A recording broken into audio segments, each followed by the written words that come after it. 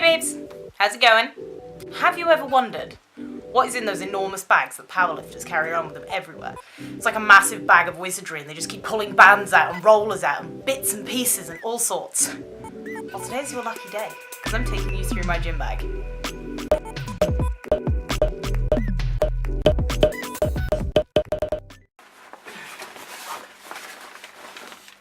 So we'll start off, foam roller.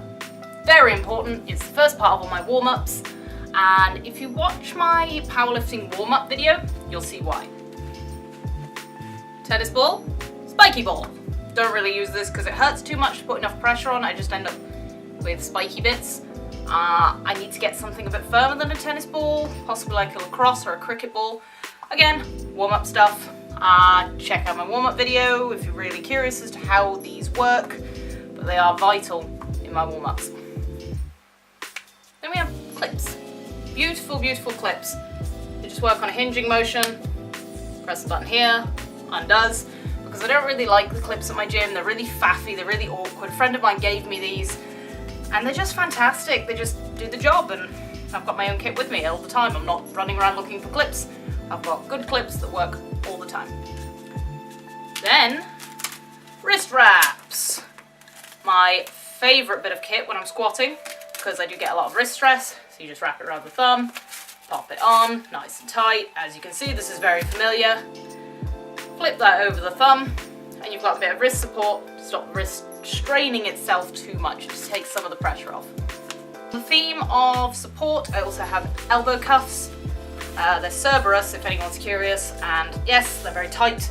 You just pop them onto the elbow. I occasionally get elbow pain when I'm squatting, it's not often.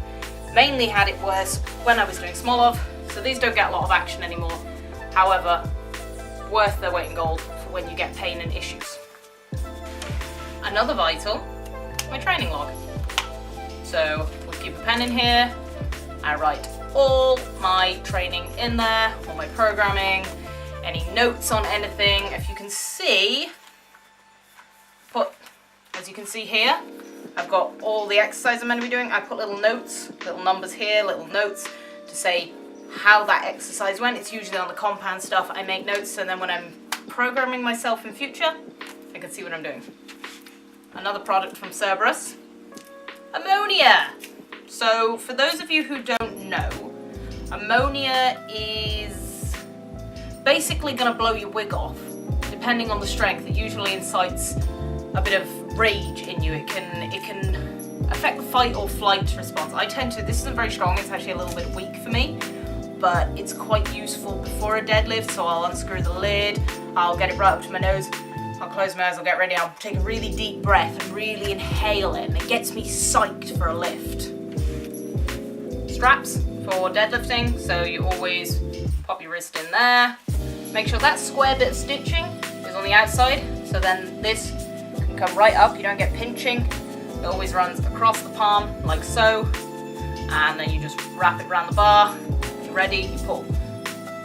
You always wrap it under instead of over, because it's easier to you feel like you're revving a motorbike as you tighten them up. So I got these for my birthday off my boyfriend quite a few years ago, and they have been fantastic. And yes, I've got a little bit of padding in there because I'm a bit sensitive, and I don't know, they're just nice. Also, the fact that they're bright purple means not many people have ones like this. They're very, very unlikely to go missing. My belt. That doesn't really see much action. It's just a cheap synthetic one. It's got a Velcro strap, as you can see. So it just loops through here, tightens up. But I don't tend to use one, mainly because I find it pushes pressure out of the wrong places, which among female powerlifters, it does, a leakage of pressure can mean peeing yourself. I wrote a whole blog about this, I'll put a link in the description below so you can have a real read. It's quite an interesting one. I just find it doesn't really benefit my lifts, it just makes me more uncomfortable, it doesn't feel right. Maybe it's the wrong size, but generally I prefer to lift beltless. However, it's in there if I need it. Bands, glorious bands, resistance bands. So I've got a slightly thicker one. I usually use this for my dorsiflexion routine. I use it for pull-up stuff, like pull-up accessories. Generally, just anywhere where I need a heavy band. I have 2 thinner red bands. I'll use these strapped onto the bench. I'll use them for shoulder warm-ups. I'll use them for anything really. Sometimes they're useful for resistance when you're doing banded lifts. But they're generally just useful. I got them with a pair, cheap as hell from My Protein.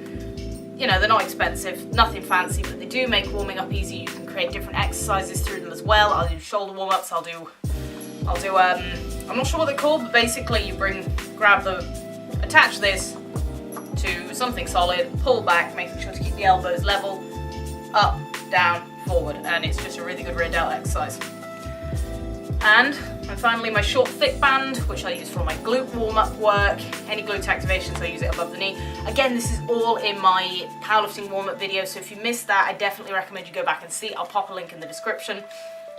But yes, resistance bands are usually the spaghetti that fills every lifter's bag. Everyone has got at least one because they are such a useful piece of kit. My most neglected piece of kit, an ab roller. I just have it. I don't really use it very often. It's something I should probably do more of because it would probably be great for my lifts. But I tend to neglect it. One of those things. I don't do a lot of core work. I probably should do more because it would be hugely beneficial, but as you can see, each side moves of its own accord. It's quite handy if you fancy doing some ab work. And my most important bit of kit that stays in my lifting bag is my iPod and headphones. Yes, it's very, very old. This thing's ancient. I've had it well over 10 years, but it still keeps going. It's gone through multiple screen replacements. We're getting some cracks appearing again. But I always keep a pair of headphones and an iPod in my bag because I cannot train without music. I hate it, as most lifters probably understand. Don't like lifting without music. So I hope you've enjoyed this video. It's been a little bit of fun, just showing you what I tend to lug around with me whenever I'm at the gym. If you've ever been curious about what people can carry with them at the gym, like how do they fill that bag, there's your answer. That's some of the stuff that gets lugged around. It'd be interesting to know what's in your kit bag. And if you have any more questions about what I have in the bag or why I have certain things, pop it down in the comments. I'm always there to answer. I like giving answers.